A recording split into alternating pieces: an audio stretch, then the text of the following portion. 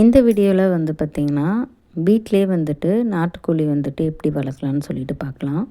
இப்போது நீங்கள் வந்துட்டு நாட்டுக்கோழி வந்துட்டு இப்போ வளர்க்குறதுக்கு வந்து ஃபஸ்ட்டு பார்த்திங்கன்னா நம்மளுக்கு வந்து ஒரு கூண்டு வந்துட்டு தேவை. அதுக்கு வந்து இப்போ எங்ககிட்ட வந்து கொஞ்சம் இடம் இருக்கிறதுனால நாங்கள் கூண்டு வந்துட்டு ஆலோ பிளாக் கல்லை வச்சு நாங்கள் கட்டியிருக்கோம்.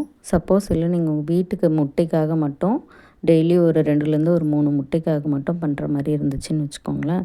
நீங்கள் வந்துட்டு இந்த பழைய கடை இருக்குல்ல, இந்த கைலாங்கடைன்னு சொல்லுவோம்ல, அது மாதிரி அந்த கடையில் போய் நீங்கள் பார்த்தீங்கன்னா இந்த கூண்டுலாம் வந்துட்டு அதாவது வேஸ்ட்டு கூண்டுலாம் வந்து கொடுத்துருப்பாங்க. ஆனால் வந்து அது ஃபுல்லாலாம் டேமேஜ் ஆகிருக்காது, அங்கங்கே கொஞ்சம் தான் டேமேஜ் ஆகிருக்கும். ஸோ அதை எடுத்துகிட்டு வந்துட்டு டேமேஜ் ஆன இடத்த மட்டும் கொஞ்சம் நீங்கள் பார்த்துட்டு அதுக்கேற்ற மாதிரி நீங்கள் ரெடி பண்ணிவிட்டு ஒரு வாட்டி பெயிண்ட் மட்டும் அடிச்சிட்டிங்கன்னா போதும். அந்த கூண்டையே வந்துட்டு நம்ம யூஸ் பண்ணிக்கலாம்.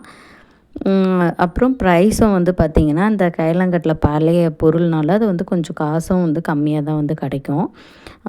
நீங்கள் முதல்ல கூண்டு வந்துட்டு பார்த்திங்கன்னா நார்மலாக கூண்டு வந்துட்டு ஓட்டை வந்துட்டு ஏதாவது இருந்துச்சு அப்படின்னா என்ன ஃபஸ்ட்டு பண்ணணும் பார்த்திங்கன்னா, கீரி வந்துட்டு வைக்காது, கோழியை வந்து கடிச்சு போட்டுரும்.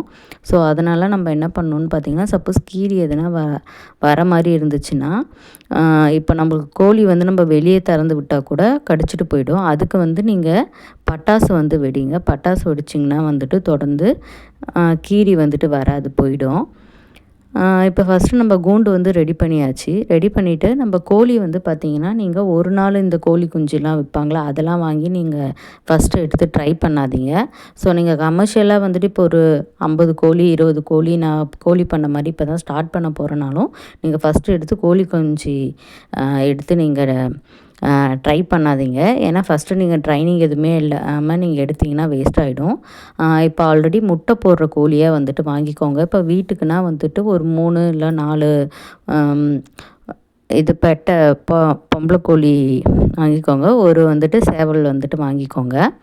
வாங்கினீங்களாவே உங்களுக்கு ரெகுலராக முட்டை வரும். ஸோ அதுக்கு அடுத்தது கொஞ்சம் கொஞ்சமாக நீங்கள் வந்துட்டு ஒரு 2 மாதம் இல்லை 3 மாதம் கோழி, இல்லைனா 5 மாதம் கோழி, அந்த வெடை கோழின்னு சொல்லுவாங்களா, அது மாதிரி கோழி எடுத்து நீங்கள் வளர்க்க பார்த்திங்கன்னா உங்களுக்கே வந்துட்டு நல்லா எப்படி வளர்க்குறதுன்னு தெரிய வந்துடும். ஏன்னா உங்களுக்கு பழக வந்துடும் தானாகவே.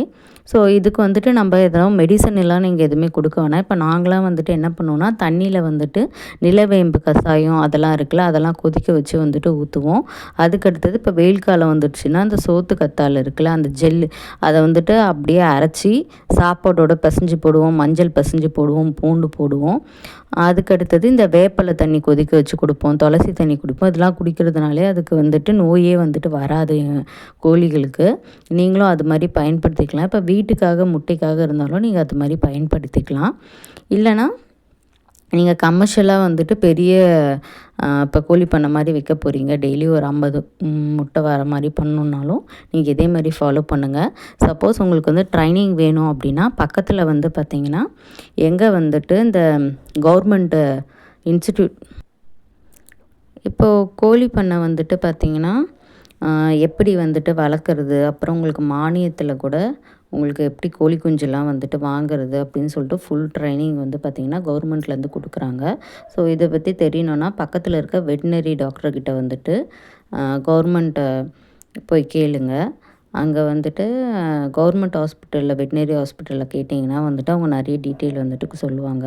எப்போல்லாம் ட்ரைனிங் நடக்கும் அதெல்லாம் சொல்லுவாங்க. ஸோ அங்கே போய் கூட நீங்கள் கற்றுட்டு வந்துட்டு நீங்கள் ஆரம்பிக்கலாம். ஆனால் வீட்டுக்காக இருந்துச்சுன்னா ஒரு 3லேருந்து 4 கோழி மட்டும் வளருங்க.